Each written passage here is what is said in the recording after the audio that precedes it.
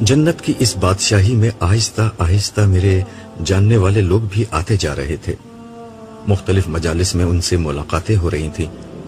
ان میں میری دعوت پر تبدیل ہو کر اعلیٰ ایمانی اور اخلاقی زندگی اختیار کر لینے والے لوگ بھی تھے، اور خدا کے دین کی نصرت میں میرا ساتھ دینے والے میرے رفقا بھی.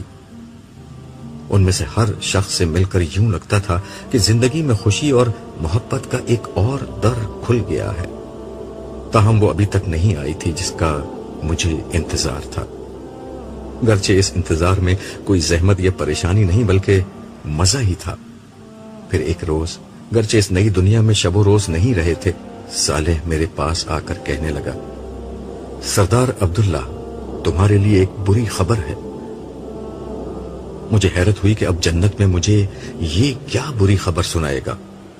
تاہم اس کا لہجہ ایسا تھا کہ میں پوچھنے پر مجبور ہو گیا، کیوں بھائی، یہاں کیا خبر بری خبر ہو سکتی ہے؟ سردار عبداللہ، بری خبر یہ ہے کہ تمہارے عیش کرنے کے دن ختم ہو گئے. تم نے نائمہ کے پیچھے آزادی کے بہت دن دیکھ لیے.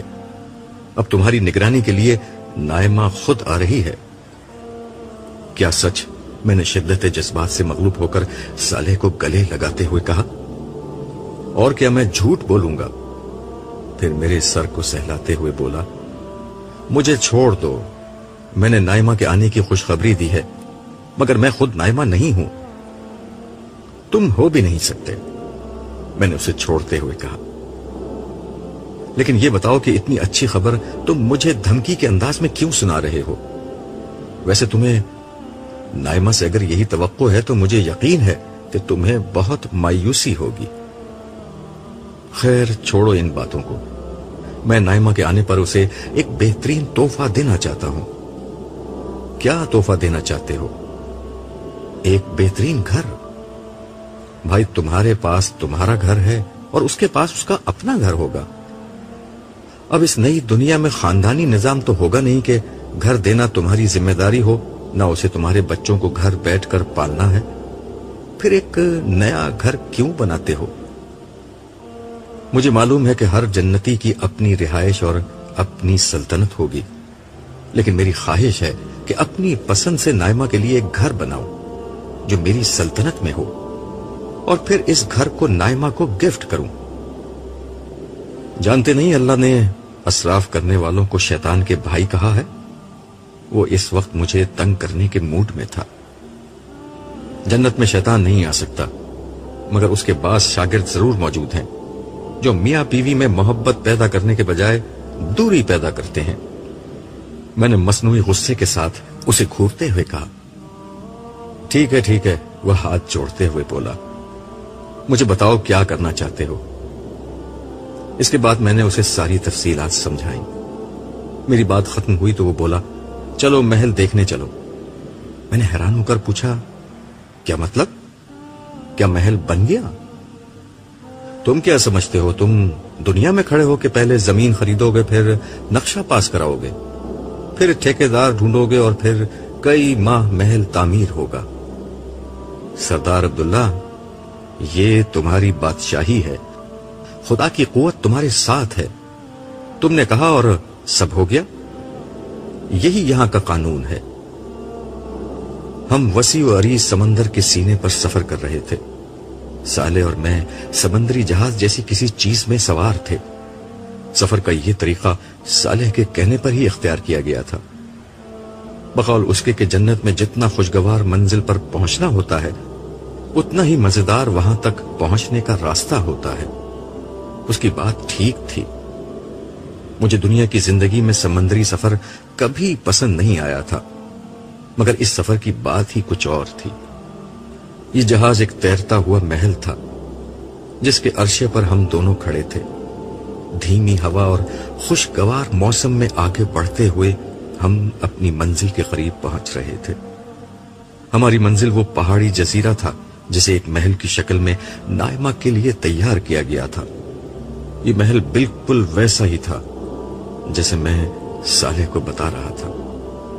بیچ سمندر میں ایک بہت بڑا جزیرہ جہاں سر سبز پہاڑ، دریا، ندیاں، آبشاریں، سمندر کے ساتھ چلنے والے پہاڑی راستے، घास के बड़े मैदान और उन सब के दरमियान एक घर जिसका फर्श शफाफ हीरे का बना हुआ, ऐसा फर्श जो हीरे की तरह चमकदार और शीशे की तरह शफाफ हो, इतना शफाफ कि उसके नीचे बने हौजों में बहता पानी और उनमें तैरती रंग बरंगी मछलियां साफ नजर आईं, जिसकी दीवारें शफाफ चांदनी की बनी हो, जिनसे बाहर का हर मंजर नजर आए, और जिसकी बुलंद बाला छत सोने की हो और छत पर मोती जवाहरात और कीमती पत्थर जड़े हों।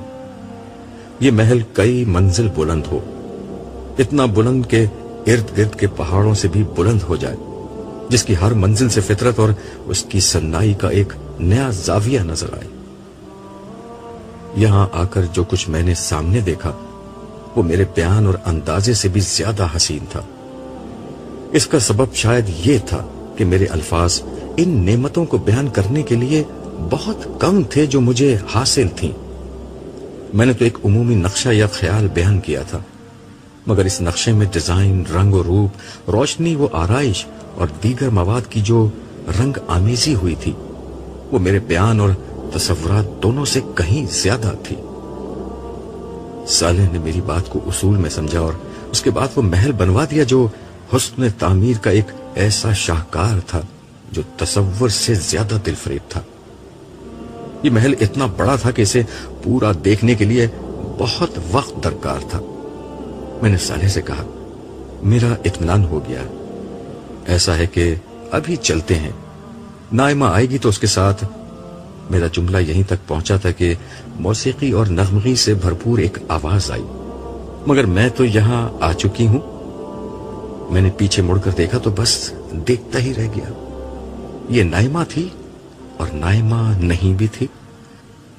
हशर के दिन में नाइमा को नौजवान और बहुत खूबसूरत देखा था, मगर यहां मेरे सामने जो लड़की खड़ी थी उसकी कैफियत को बयान करने के लिए हुस्न, खूबसूरती, नौजवानी, शबाब, रूप, कशिश जैसे अल्फाज कोई हैसियत नहीं रखते थे। मैं अभी इसी कैफियत में था कि सालेह की आवाज आई, आपसे मिलिए, आप सरदार अब्दुल्ला हैं, ये नाइमा है, और ये मुझे मालूम है कि आपको एक दूसरे से मिलकर बहुत खुशी हुई है। तुमने मुझे बताया क्यों नहीं कि नाइमा पहले से यहां होगी? मैंने कदरे नाराजगी के साथ सालेह की तरफ देखते हुए कहा। नाइमा सालेह की सफाई पेश करते हुए बोली, इन्हें मैंने मना किया था, मैं आपको सरप्राइज देना चाहती थी। ये भी आपको सरप्राइज देना चाहते थे। देखा आपने, आपके लिए कितना गैर मामूली घर बनवाया है इन्होंने। हाँ, मैंने देख लिया, मुझे तो अपनी आंखों पर यकीन ही नहीं आता।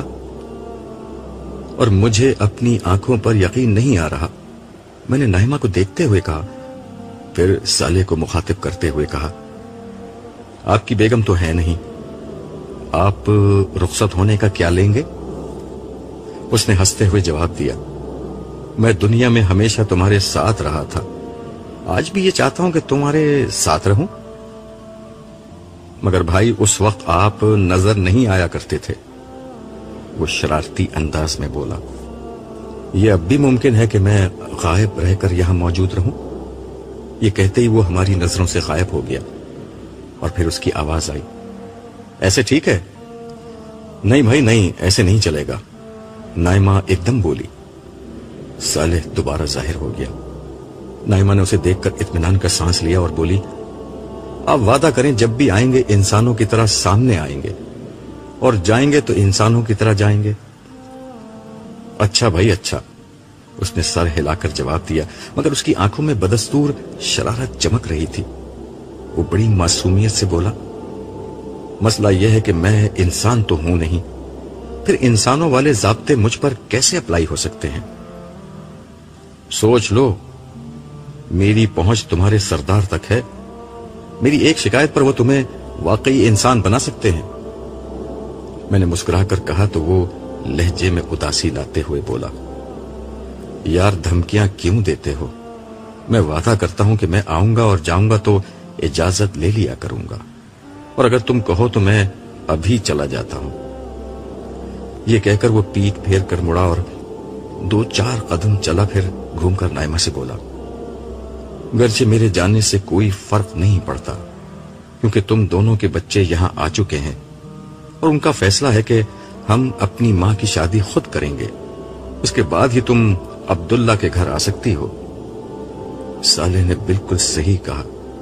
لیلا اندر آتے ہوئے زور سے بولی اور تیر کی طرح بھاگ کر میرے پاس آ گئی۔ اس کے پیچھے ہی انور، جمشید، عالیہ اور عارفہ بھی تھے۔ ان کو دیکھ کر میری خوشی کئی گنا بڑھ گئی۔ میں نے سب کو اپنے گلے لگا کر پیار کیا۔ ملنے ملانے سے فارغ ہوئے تو نائمہ نے قدرے غصے کے ساتھ ان سے کہا، یہ کیا بچپنے والی بات تم لوگ کر رہے ہو کہ ہماری دوبارہ شادی ہوگی؟ عالیہ نے کہا، امی پچھلی دنیا میں ہم میں سے کوئی بھی آپ کی شادی میں موجود نہیں تھا، اس لیے ہم سب بہن بھائیوں کی متفقہ رائے یہ ہے کہ ہم آپ لوگوں کی شادی بڑے دھوم دھام سے کریں گے۔ ہم آپ کو خود دلہن بنا کر رخصت کریں گے اور اس وقت تک آپ کا ابو سے پردہ ہوگا۔ انور نے مداخلت کرتے ہوئے کہا، پردے والی بات تو بڑی سخت ہے، بس اتنی شرط لگا دو کہ تنہائی میں نہیں ملیں گے۔ اس مہربانی کا بہت شکریہ، یہ بتا دو کہ شادی کب ہوگی؟ میں نے بے بسی سے پوچھا۔ جب تیاریاں مکمل ہو جائیں گی، عارفہ نے بڑی سنجیدگی سے کہا۔ اور کیا تیاریاں ہوں گی؟ میں نے دریافت کیا۔ میں بتاتی ہوں، لیلا بولی، جگہ تو یہی ٹھیک ہے، بس کپڑے زیورات وغیرہ کا انتظام کرنا ہے، اور مجھے بھی اپنے ذرا اچھے کپڑے بنوانے ہیں، ابو جیسے۔ مجھے تو ابو کے کپڑے دیکھنے کے بعد اپنے کپڑے اچھے ہی نہیں لگ رہے۔ جمشید نے بھی مطالبات میں اپنا حصہ ڈالا۔ اچھا، یہ سب تیاریاں ہو گئیں تو شادی ہو جائے گی؟ میں نے پوچھا۔ کیوں نہیں؟ سب نے مل کر کہا۔ چلو پھر ابھی ہی چلو، میں تمہیں جنت کے سب سے بڑے شاپنگ کے علاقے میں لے چلتا ہوں۔ ویسے تو تم لوگ وہاں گھس بھی نہیں سکتے، لیکن میری طرف سے جو دل چاہے آج شاپنگ کر لو۔ اس پر سارے بچوں نے خوشی کا ایک نعرہ لگایا۔ پھر ہم شاپنگ کے لیے روانہ ہو گئے۔ یہ ایک اور الف لیلوی جگہ تھی۔ میں اس سے پہلے صالح کے ساتھ یہاں کئی دفعہ آ چکا تھا، مگر ہر دفعہ یہاں نت نئی چیزیں موجود ہوا کرتی تھیں۔ اس جگہ کے لیے شاپنگ سینٹر یا بازار جیسی اصطلاحات قطعاً غیر مناسب تھی۔ یہ سینکڑوں میل تک پھیلا ہوا ایک علاقہ تھا جو رنگ و نور کے سیلاب سے روشن تھا۔ یہاں رات کا وقت ہی طاری رہا کرتا تھا۔ کھانے پینے، پہننے اور برتنے کی یہاں اتنی اشیاء تھیں کہ ان کی تعداد تو دور کی بات ہے، ان کی مختلف اقسام اور ویرائٹی ہی کروڑوں کی تعداد میں تھی۔ ہر جگہ یہاں فرشتے تعینات تھے۔ لوگ ڈسپلے سے چیز پسند کر لیتے اور پھر فرشتوں کو نوٹ کرا دیتے، جس کے بعد یہ چیزیں لوگوں کے گھروں میں پہنچا دی جاتی۔ فرشتے ہر شخص کا ریکارڈ چیک کر کے اس کے بارے میں سب کچھ جان لیتے۔ اس بازار کے دو حصے تھے۔ ایک حصے میں عام جنتی خریداری کر سکتے تھے، دوسرا حصہ خواص کے لیے مخصوص تھا۔ عام لوگ یہاں جا تو سکتے تھے، مگر یہاں خریداری کی اجازت صرف اعلیٰ درجے کے جنتیوں کو تھی۔ یہ سب پہلی دفعہ یہاں آئے تھے۔ میں پہلے انہیں عوام والے حصے میں لے کر گیا۔ یہ لوگ اس کو دیکھ کر ہی خوشی سے پاگل ہو گئے۔ اس کے بعد انہوں نے جو دل چاہا خریدنا شروع کر دیا۔ البتہ نائمہ سارے وقت میرے ساتھ ہی رہی۔ وہ خریداری سے فارغ ہو گئے تو میں نے کہا کہ میں تمہیں کھانا کھلانے لے جاتا ہوں۔ کھانے کے لیے میں انہیں اوپر لے گیا۔ یہاں چھت سے دور دور تک خوبصورت روشنیاں نظر آ رہی تھی، جبکہ اوپر تاروں بھرا آسمان تھا۔ دنیا کے برخلاف جہاں شہر کی روشنیاں تاروں کی چمک کو ماند کر دیتی تھیں، یہاں زمین و آسمان پر یکساں جگمگاہٹ تھی۔ تاروں کی دودھیا روشنی اور ٹھنڈی ہوا میں کھانے کی اشتہا انگیز خوشبو نے فضا کو بے حد مؤثر بنا رکھا تھا۔ بازار کی طرح یہاں بھی پس منظر میں دھیمی سی موسیقی چل رہی تھی۔ کھانے کی اتنی ورائٹی تھی کہ کسی کو سمجھ میں نہیں آتا کہ کیا کھائیں۔ جو چیز لیتے وہ اتنی لذیذ ہوتی کہ چھوڑنے کا دل ہی نہیں چاہتا تھا۔ مگر شکر خدا کا کہ یہاں پیٹ بھرنے کا کوئی مسئلہ ہی نہیں تھا، جس کی بنا پر جب تک دل چاہتا رہا ہم لوگ بیٹھے کھاتے رہے۔ واپسی پر میں جان بوجھ کر ان لوگوں کو بازار کے اس علاقے سے لے گیا جہاں صرف اعلیٰ درجے کے جنتی خریداری کر سکتے تھے۔ اسے دیکھ کر ان لوگوں کی آنکھیں پھٹ گئی۔ جمشید نے کہا، یہ بھی شاپنگ سینٹر کا حصہ ہے؟ ہاں، یہ بھی شاپنگ کا علاقہ ہے، میں نے جواب دیا۔ میری بات پوری طرح سنے بغیر ہی یہ سب لوگ شاپنگ کے لیے بکھر گئے۔ میرے ساتھ نائمہ ہی رہ گئی۔ کیوں، تم کچھ نہیں خریدو گی؟ پہلے بھی تم نے کچھ نہیں لیا اور اب بھی یہیں کھڑی ہو؟ میری بات سن کر نائمہ دھیرے سے مسکرا کر بولی، میرے لیے سب سے زیادہ قیمتی چیز آپ کا ساتھ ہے۔ یہ انمول چیز آپ کے قرب کے سوا کہیں اور نہیں ملے گی۔ یہ کہتے ہوئے نائمہ کا روشن چہرہ اور روشن ہو گیا۔ ہم دونوں ایک جگہ ٹھہر کر خواب و خیال سے زیادہ حسین اس جگہ اور اس ماحول کو انجوائے کرنے لگے۔ وسیع و عریض رقبے پر پھیلا ہوا یہ بازار اپنے اندر ہر قسم کی دکانیں لیے ہوئے تھا۔ ملبوسات، فیشن، جوتے، آرائش، تحائف اور نہ جانے کتنی ہی دیگر چیزوں کی دکانیں یہاں تھیں۔ ہر دکان اتنی بڑی تھی کہ کئی گھنٹوں میں بھی نہیں دیکھی جا سکتی تھی۔ دنیا کے بڑے سے بڑا شاپنگ سینٹر بھی ان دکانوں کے سامنے کچھ نہ تھا، لیکن یہاں کی اصل کشش یہ دکانیں نہیں بلکہ وہ محصور کن ماحول تھا جو ہر سو چھایا ہوا تھا۔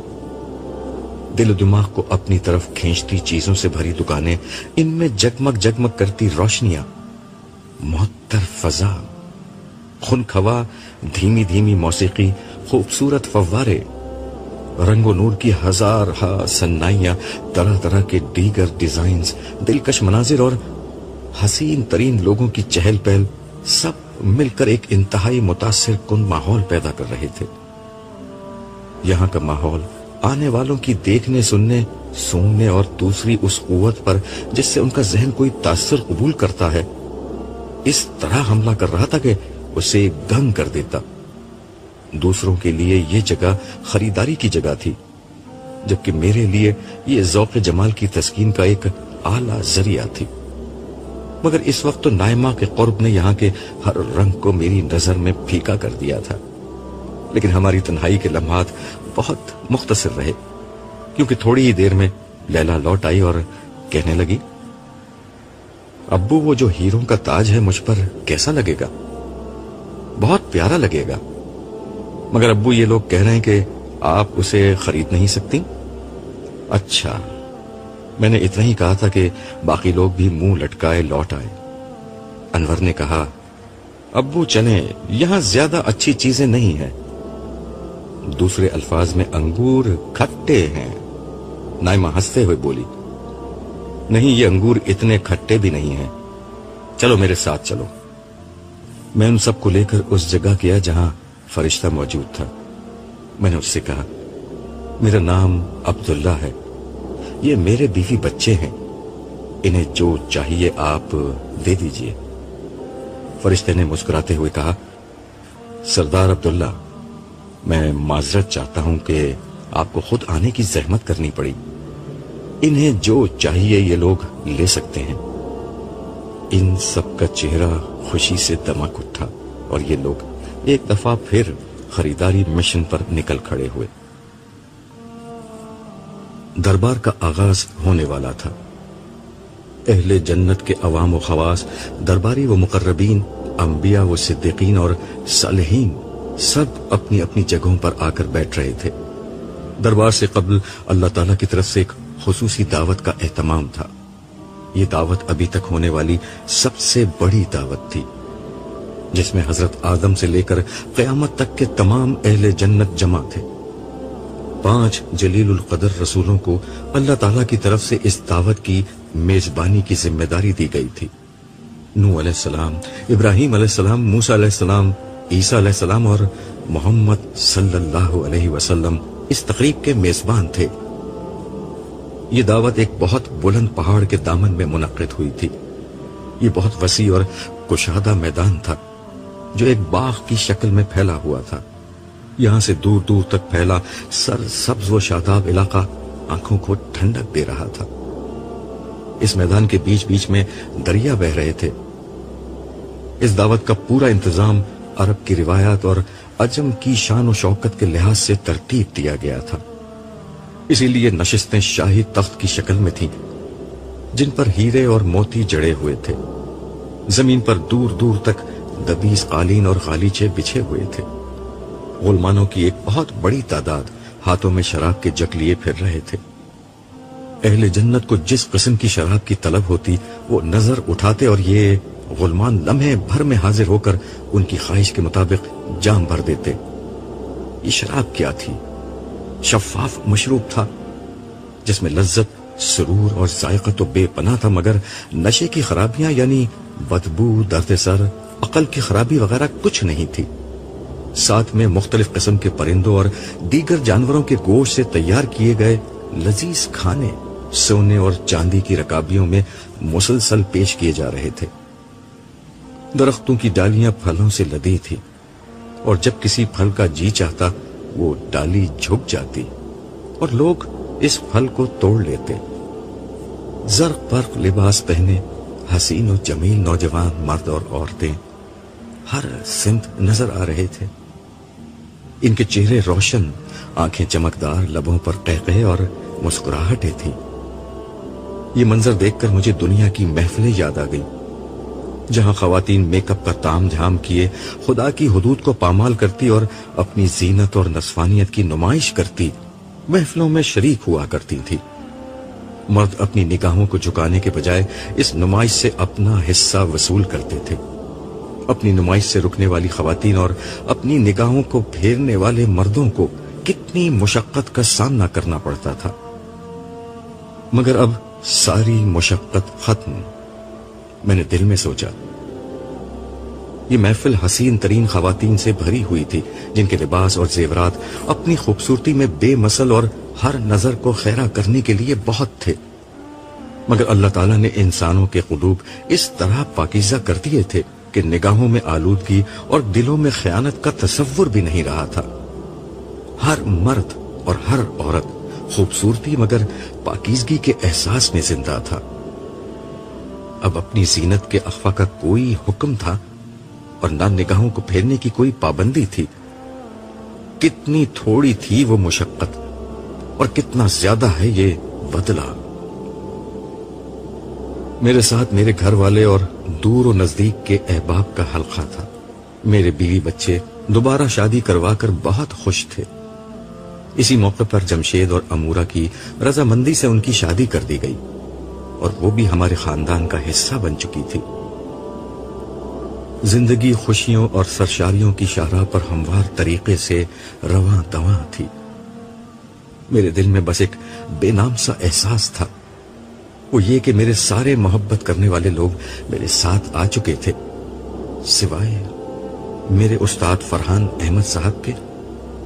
ایک مہم سی امید تھی کہ شاید میں دربار میں ان سے مل سکوں۔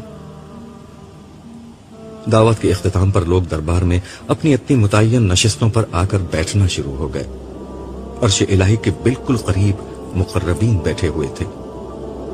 ان میں حضرت انبیاء، صدیقین و شہداء اور صالحین کی ایک بہت بڑی تعداد شامل تھی، جبکہ باقی اہل جنت ان کے پیچھے بیٹھے ہوئے تھے۔ اس نشست کی سب سے خاص بات یہ تھی کہ آج پہلی دفعہ لوگوں نے دیدار الہی کی اس نعمت سے فیضیاب ہونا تھا جو اہل جنت کا سب سے بڑا احساس تھا۔ نبی کریم صلی اللہ علیہ وسلم نے خبر دی تھی کہ جس طرح دنیا میں 14ویں کا چاند کا دیدار کیا جاتا ہے اسی طرح جنت میں دیدار الہی ہوگا۔ اس لیے لوگوں میں بے پناہ جوش و خروش تھا۔ اس کے علاوہ آج ہی کے دن لوگوں کو ان کے اعزاز و مناقب رسمی طور پر عطا کیے جانے تھے، چنانچہ ہر شخص دربار کے آغاز کا منتظر تھا۔ لوگ اپنی اپنی نشستوں پر براجمان ہو چکے تھے۔ ہر زبان پر تسبیح و تمجید، ہر دل میں تکبیر و تحلیل اور ہر نگاہ میں حمد و تشکر کے احساسات تھے۔ لوگ بار بار یہ بات کہہ رہے تھے کہ یہ سب اللہ کا احسان ہے کہ اس نے ہماری رہنمائی کر دی، وگرنہ ہم کبھی اس جنت تک نہیں پہنچ سکتے تھے۔ دربار کے آغاز پر فرشتوں نے اللہ کی تسبیح و تمجید کی۔ اس کے بعد داؤد علیہ السلام تشریف لائے اور اپنی پرسوز آواز میں ایک حمدیہ گیت اس طرح گایا کہ سما بند گیا۔ اس کے بعد حاملین عرش نے اعلان کیا کہ پروردگار عالم اپنے بندوں سے گفتگو فرمائیں گے۔ کچھ ہی دیر میں اللہ تعالیٰ نے انتہائی محبت اور نرمی کے ساتھ اپنے بندوں سے گفتگو فرمانا شروع کی۔ اس گفتگو میں اللہ تعالیٰ نے اپنے بندوں کی بڑی تحسین فرمائی جو اپنی محنت، جدوجہد اور صبر سے اس مقام تک پہنچے تھے۔ بندوں سے پوچھا گیا کہ کیا وہ اس صلے پر راضی ہیں جو ان کی محنت کے عوض انہیں ملا ہے؟ سب نے یک زبان ہو کر جواب دیا کہ ہم نے اپنی توقعات سے بڑھ کر بدلہ پایا ہے، اور وہ کچھ پایا ہے جو کسی اور مخلوق کو نہیں ملا۔ ہم کیوں تجھ سے راضی نہ ہوں؟ اس پر ارشاد ہوا، اب میں تمہیں وہ دے رہا ہوں جو ہر چیز سے بڑھ کر ہے، میں تمہیں اپنی رضا سے نوازتا ہوں۔ اس کے ساتھ ہی فضا اللہ تعالیٰ کی کبریائی کے نعروں سے گونج اٹھی۔ پھر مناقب و اعزاز کا سلسلہ شروع ہوا۔ یہ بہت طویل عمل تھا، لیکن یہاں ان گنت نعمتیں مسلسل مہیا کی جا رہی تھیں جن کی بنا پر لوگ اطمینان کے ساتھ بیٹھے ہوئے تھے۔ دیگر لوگوں کی طرح میرے گھر والے بھی میرے ساتھ ہی اگلی نشستوں پر بیٹھے تھے۔ میں یہ سب کچھ دیکھ رہا تھا اور دل میں سوچ رہا تھا کہ دنیا کی کتنی کم مشقت اٹھا کر آج کتنا بڑا صلہ انسانیت کو مل گیا۔ لیکن مجھے خیال آیا کہ انسانیت کی اکثریت تو اس امتحان میں ناکامی ہو گئی۔ پھر مجھے اپنے استاد فرحان صاحب کا خیال آیا، وہ آج بھی مجھے نہیں مل سکے تھے، حالانکہ میرا خیال یہ تھا کہ وہ آج کے دن تو کہیں نہ کہیں مل ہی جائیں گے۔ میں نے سوچا کہ صالح سے دریافت کروں۔ وہ یہاں میرے ساتھ موجود نہیں تھا، لیکن اسی وقت وہ میرے پاس آ کھڑا ہوا۔ اسے دیکھ کر میں نے کہا، مجھے خیال تھا کہ میں دربار میں کسی موقع پر اپنے استاد کو دیکھ سکوں گا، مگر وہ مجھے نہیں مل سکے۔ میرے استاد کا کچھ معلوم ہوا؟ نہیں، فردوس کی اس بستی میں ابھی تک کسی جگہ میں ان کو تلاش نہیں کر سکا۔ میرا خیال ہے کہ اب تم بھی ان کے بارے میں سوچنا چھوڑ دو۔ بظاہر خدا اپنا فیصلہ کر چکا ہے، دنیا کی کوئی طاقت اب اس فیصلے کو نہیں بدل سکتی۔ خدا کا عدل بہرحال نافذ ہو کر رہتا ہے، اور اس کی رحمت، تم اچھی طرح جانتے ہو کہ خدا کی رحمت اور عدل ہر چیز اصول پر مبنی ہوتی ہے۔ کسی کی خواہش سے یہاں کچھ بھی تبدیل نہیں ہو سکتا، مگر فردوس کی یہ دنیا تو ممکنات کی دنیا ہے، یہاں سب کچھ ممکن ہے۔ صالح جھلا کر بولا، یار تم کیوں بحث کر رہے ہو؟ فیصلہ ہو گیا ہے۔ ویسے تم خود پروردگار سے بات کیوں نہیں کرتے؟ تمہاری بات تو بہت سنی جاتی ہے۔ میں تو تمہیں عرش تک لے جانے آیا ہوں، چلو اور وقت کا پہیہ الٹا گھمانے کی درخواست کرو۔ خبر نہیں کہ صالح نے غصے میں آ کر مجھ پر طنز کیا تھا یا واقعتاً مجھے مشورہ دیا تھا، تاہم میں اس کی بات پر عمل کرنے کی حماقت کرنے کے لیے تیار نہیں تھا۔ البتہ اس کی یہ بات ٹھیک تھی کہ مجھے بلایا جا رہا ہے۔ کچھ ہی دیر میں میرا نام پکارا گیا۔ میں جو ابھی تک اطمینان سے بیٹھا تھا، لرزتے دل کے ساتھ کھڑا ہو گیا۔ میں دھیرے دھیرے قدموں سے چلتا ہوا اس ہستی کے حضور پیش ہو گیا جس کے احسانوں کے بوجھ تلے میرا رواں رواں دبا ہوا تھا۔ قریب پہنچ کر میں سجدے میں گر گیا۔ کچھ دیر بعد صدا آئی، اٹھو۔ میں دھیرے دھیرے اٹھا اور جھکی نظر کے ساتھ ہاتھ باندھ کر کھڑا ہو گیا۔ اللہ تعالیٰ نے بہت نرمی اور ملائمت کے ساتھ دریافت کیا، عبداللہ آج کے دن میرے لیے کیا لائے ہو؟ میں یہاں لینے آیا تھا، کچھ دینے کے لیے نہیں، اس لیے یہ سوال قطعاً غیر متوقع تھا، تاہم جو میرے پاس تھا وہ میں نے کہہ دیا۔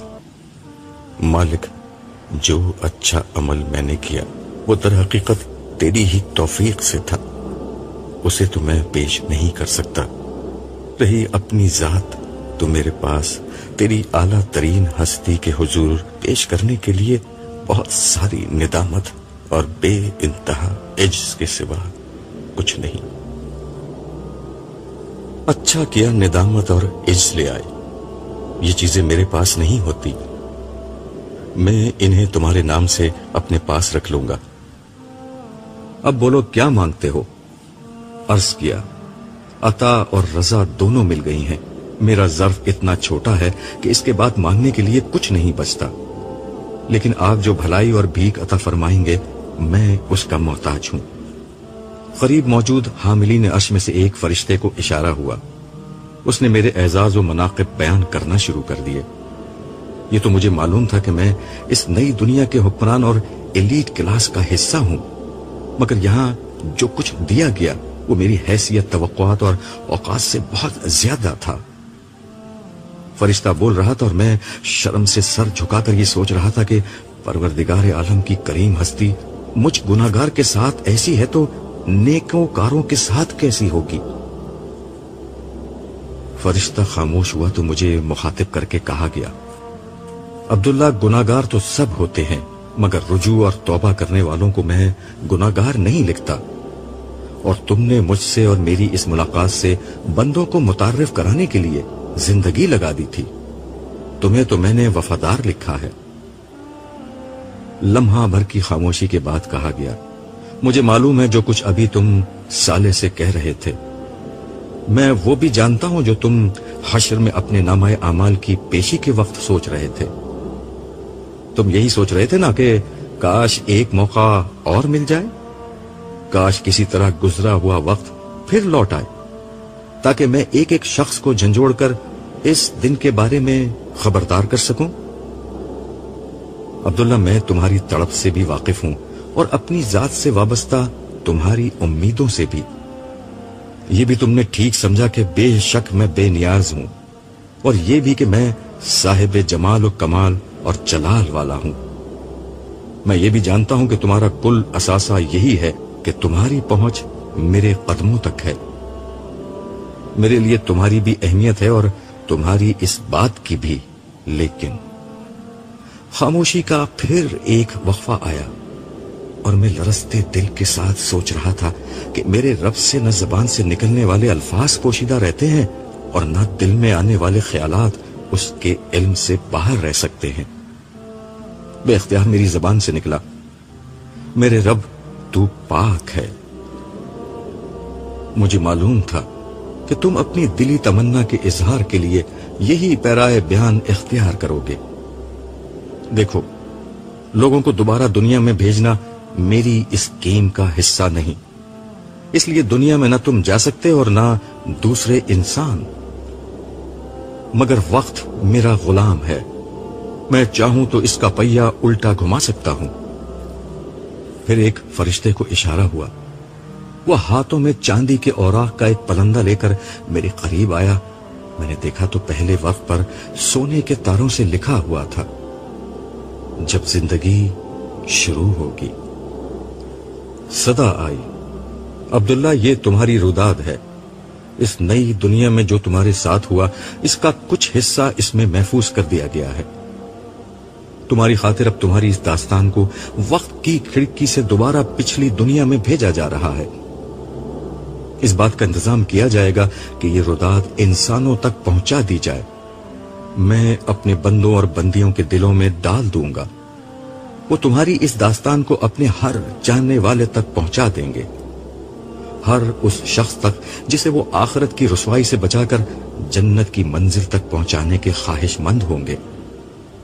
عجب نہیں کہ کوئی خوش بخت اس پیغام کو پڑھ کر اپنے عمل کو بدل دے، عجب نہیں کہ کسی کی زندگی بدل جائے، عجب نہیں کہ کسی کا مستقبل بدل جائے۔ میں لوگوں کو تمہاری درخواست پر ایک موقع اور دینا چاہتا ہوں، ابدی خسارے سے پہلے، ابدی ہلاکت سے پہلے۔ میں بے اختیار اللہ اکبر کہتا ہوا سجدے میں گر گیا۔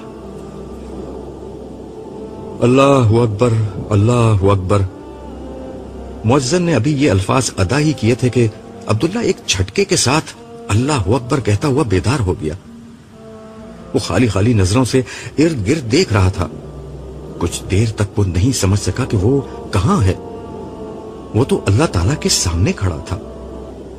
اس نے غور کیا، وہ اس وقت بھی اللہ تعالیٰ کے سامنے موجود تھا۔ بیت اللہ میں کعبہ کے عین سامنے فجر کا وقت تھا اور مسجد حرام میں لوگوں کی چہل پہل جاری تھی. تو کیا میں نے خواب دیکھا تھا؟ عبداللہ نے خود سے سوال کیا.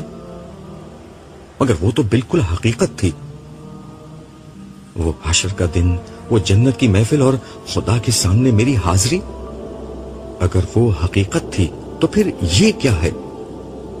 اور اگر یہ حقیقت ہے تو پھر وہ حقیقت سے زیادہ یقینی چیز کیا تھی؟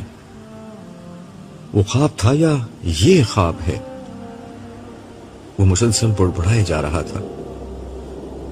ایسا نہ ہو کہ اچانک ایک روز آنکھ کھلے اور مجھے معلوم ہو کہ جو کچھ دنیا میں دیکھا تھا خواب تو دراصل وہ تھا اور حقیقت آخرت کی زندگی تھی. آسمان سے نور اتر رہا تھا. سفید جگمگاتی ہوئی روشنیوں سے حرم کی فضا دودھیا ہو رہی تھی. آسمان تاریک تھا مگر اس جگہ دن کی روشنی سے زیادہ چہل پہل تھی. یہ حرم مکہ تھا، اہل ایمان کا کعبہ، اہل دل کا مرکز اور اہل محبت کا قبلہ. خدا کے بندے اور بندیاں، ہر نسل، ہر قوم کے لوگ یہاں جمع تھے، خدا کی حمد و تسبیح اور تعریف کرتے ہوئے.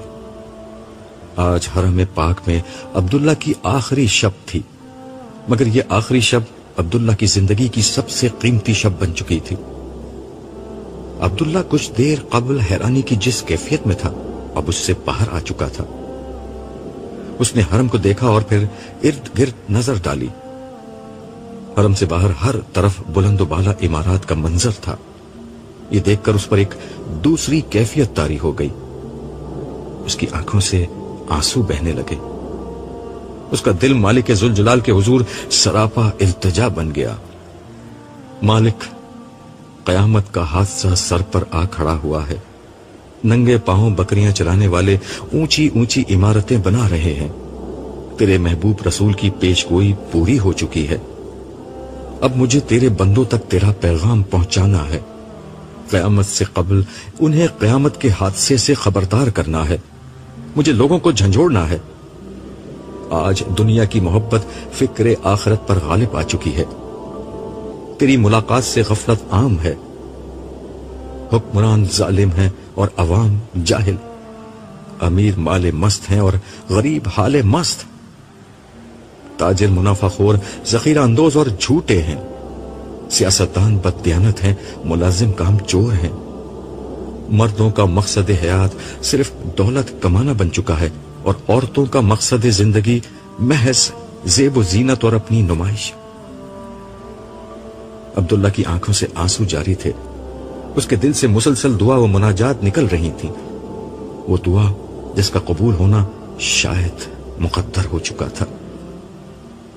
مولا، آج لوگ تجھ سے غافل و بے پرواہ ہو کر ظلم اور دنیا پرستی کی زندگی گزار رہے ہیں.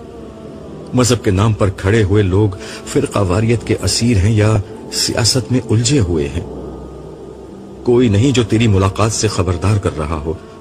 تو مجھے اس خدمت کے لیے قبول فرما لے. تو مجھے اپنے پاس سے ایسی صلاحیت عطا کر کہ میں تیری ملاقات اور آنے والی دنیا کا نقشہ تیرے بندوں کے سامنے کھینچ کر رکھ دوں. جو کچھ تو نے قرآن میں بیان کیا اور تیرے محبوب نبی نے جس عظیم واقعے کی خبر دی ہے، اس دن کی ایک زندہ تصویر میں تیرے بندوں تک پہنچا دوں. انسانیت کو معلوم نہیں کہ اس کے پاس مہلت عمل ختم ہو چکی ہے. مجھے قبول کر کے میں اس بات سے تیرے بندوں کو خبردار کر سکوں. پروردگار، ساری انسانیت کو ہدایت دے دے، اور اگر تو نے سب کچھ ختم کرنے کا فیصلہ کر لیا ہے تو پھر میرے لیے آسان کرتے کہ جتنے لوگ ہو سکے میں انہیں جنت کی راہ دکھا سکوں، انہیں تجھ تک پہنچا سکوں، اس سے پہلے کہ سور پھونک دیا جائے، اس سے پہلے کہ مہلت عمل ختم ہو جائے. عبداللہ نے آخری طواف ایک خاص کیفیت میں مکمل کیا تھا. ایک تو حرم کا طواف، وہ بھی آخری. پھر رات جو کچھ دیکھا اس کے بعد کعبہ وہ کعبہ نہیں رہا تھا جو دوسروں کو نظر آ رہا تھا. یہ کعبہ اب اسے عرش الہی کا پیکر نظر آ رہا تھا.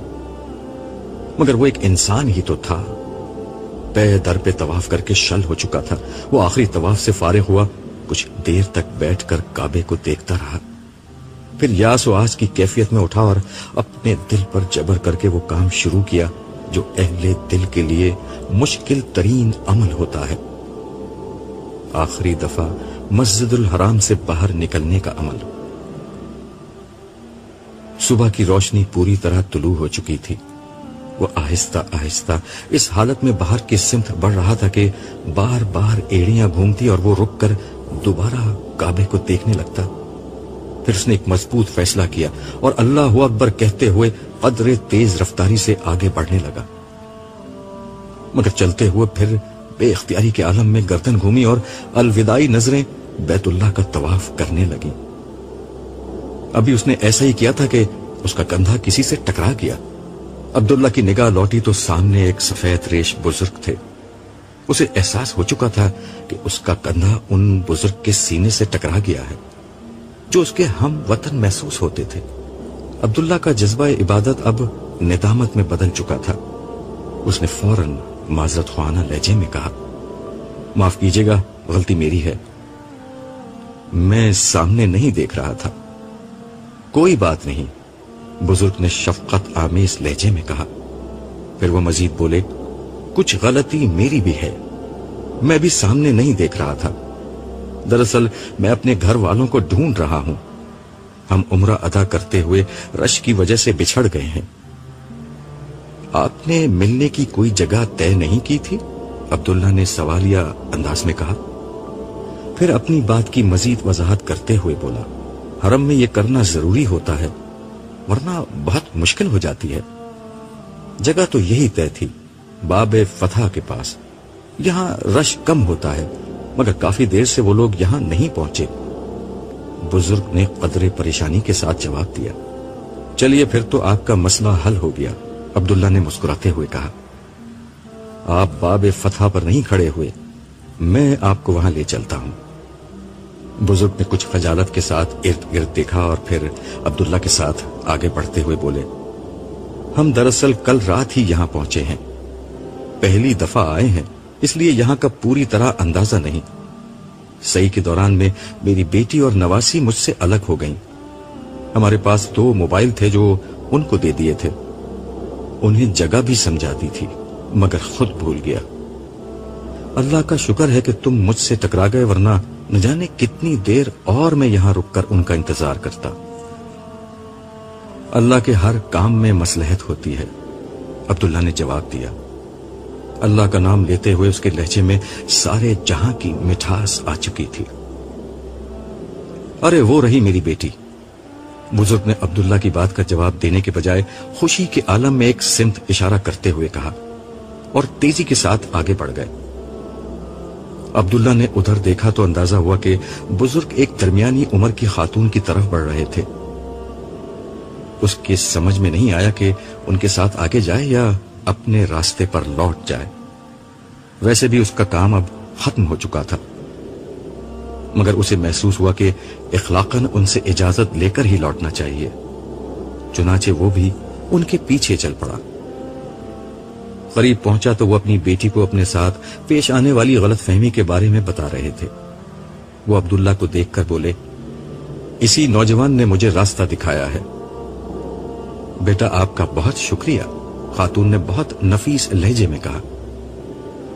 اگرچہ ان کے چہرے سے سفر اور عمرے کی مشقت اور اب پیش آنے والی پریشانی کے سارے آثار ظاہر تھے۔ ہم کافی دیر سے یہاں ابو کا انتظار کر رہے تھے۔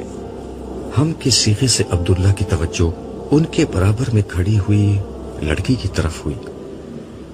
لمحے بھر کو اس نے اس لڑکی کو دیکھا اور بے اختیار نظریں جھکا لی، مگر اس ایک لمحے میں عبداللہ کے دل کی دنیا میں قیامت برپا ہو گئی۔ اس قیامت کا سبب یہ نہیں تھا کہ وہ لڑکی غیر معمولی طور پر حسین نقش و نگار اور رنگ و روپ کی مالک تھی۔ رہا عبداللہ تو اس جیسی بے داغ جوانی کہاں کسی نے دیکھی ہوگی۔ پھر وہ حرم میں جس کیفیت میں تھا، وہاں صنف مخالف تو کیا اپنی جنس کے انسان بھی نظر آنا بند ہو جاتے ہیں، سوائے کعبہ اور رب کعبہ کے کچھ اور نظر نہیں آتا۔ اور اس صبح سے تو رب کعبہ کا تصور انتہائی گہرا ہو چکا تھا۔ اس نے خواب میں پروردگار عالم کی حضوری کا جو شرف حاصل کیا تھا، اس کے بعد عبداللہ کو کچھ ہوش نہیں تھا۔ ایسے میں خواب کی دیگر تفصیلات اسے کہاں یاد رہ سکتی تھی، مگر اس دلکش نسوانی چہرے نے خواب کی ایک ایک تفصیل اسے یاد دلا دی۔ ہر منظر، ہر واقعہ ذہن کے صفحات پر اس طرح تازہ ہو گیا تھا کہ گویا کوئی لکھی ہوئی کتاب ہے جسے بے تکلف وہ پڑھتا چلا جا رہا ہو، اور اب اس کتاب کا سب سے روشن وقت اس کے سامنے کھلا ہوا تھا۔ اس کے سامنے سرتاسر روشنی اور سراپائے نور نائمہ کھڑی ہوئی تھی۔ خاموشی کا وقفہ طویل ہو رہا تھا، مگر عبداللہ اس سے بے نیاز گردن جھکائے کھڑا تھا۔ وہ اپنے آپ کو یقین دلانے میں مشغول تھا کہ جو کچھ اس نے دیکھا ہے وہ اس کا وہم ہے، اس کی نظر کا دھوکہ ہے، اس کی یادداشت کی کمزوری ہے، یا شاید اس کی عمر کا تقاضا ہے، یا پھر شیطان کی در اندازی ہے جو حرم سے رخصت ہوتے وقت اس کی ساری ریاضت اور محنت کو ضائع کرنا چاہتا ہے۔ شیطان حرم میں آنے والے بڑے بڑے نیک لوگوں کی کمائی اسی طرح لمحہ بھر میں لوٹ لیتا ہے۔ کسی بھی بہانے سے ایک نظر کی خواہش، ایک لمس کا جذبہ، ایک لمحے کی حیوانیت، ایک لمحے کی ہوس عمر بھر کی ریاضت کو برباد کر سکتی ہے۔ ہاں، یہی لمحہ بطور آزمائش میری زندگی میں آ گیا ہے۔ شیطان چاہتا ہے کہ میں اس لڑکی کو اپنے خواب کی تعبیر سمجھ کر اپنی آنکھوں میں شیطان کو بسیرا کرنے دوں۔ میں اس کو ایسا نہیں کرنے دوں گا، ہرگز ایسا نہیں کرنے دوں گا۔ عبداللہ نے دل میں سوچا اور فیصلہ کیا کہ اسے فوراً یہاں سے رخصت ہو جانا چاہیے، مگر اس سے قبل کہ وہ ان لوگوں سے اجازت لیتا، خاموشی کی طویل ہوتے ہوئے وقفے کو ایک تھکی ہوئی مگر انتہائی مترنم آواز نے توڑا۔ نانا ابو، جاگتے ہوئے ساری رات ہو گئی ہے، اب جلدی سے ہوٹل چلیے۔ اس آواز نے عبداللہ کے رہے سہے ہوش بھی اڑا دیے۔ یہ آواز اس کے لیے اجنبی قطن نہ تھی، اسے ہلکا سا چکر آیا۔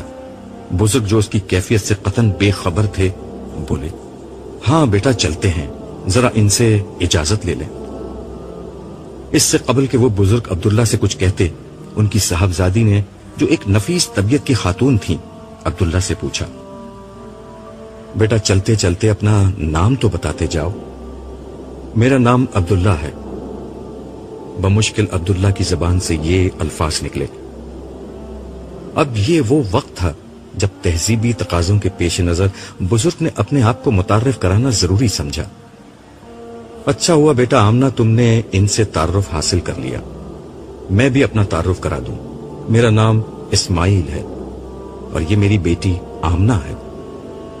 پھر وہ ایک لمحے کے لیے رکے اور اپنی نواسی کی طرف دیکھتے ہوئے محبت آمیز لہجے میں بولے، اور یہ سب سے زیادہ تھکی ہوئی میری نواسی ہے، اس کا نام نائمہ ہے۔ عبداللہ کی شدید ترین خواہش تھی کہ ایک اجنبی نام اس کے کانوں تک پہنچے تاکہ وہ کچھ تو خود کو بہلاوا دے سکے، مگر نائمہ کا نام تابوت کی آخری کیل بن کر اس کے کانوں میں گونجا۔ اس دفعہ دنیا کی کوئی طاقت عبداللہ کو دوبارہ نظر اٹھانے سے نہیں روک سکی۔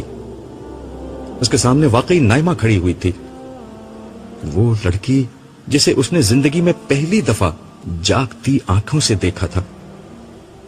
مگر عبداللہ نے گھومتے ہوئے دماغ سے سوچا، اگر وہ خواب تھا تو یہ کیسی حقیقت تھی؟ یہ اگر حقیقت ہے تو پھر وہ خواب؟ معاملہ عبداللہ کی برداشت سے زیادہ ہو چکا تھا۔ اسے آنے والے چکر اب تیز ہو گئے۔ وہ نائمہ کو دیکھتے ہوئے لہرایا اور بے ہوش ہو کر زمین پر گر پڑا۔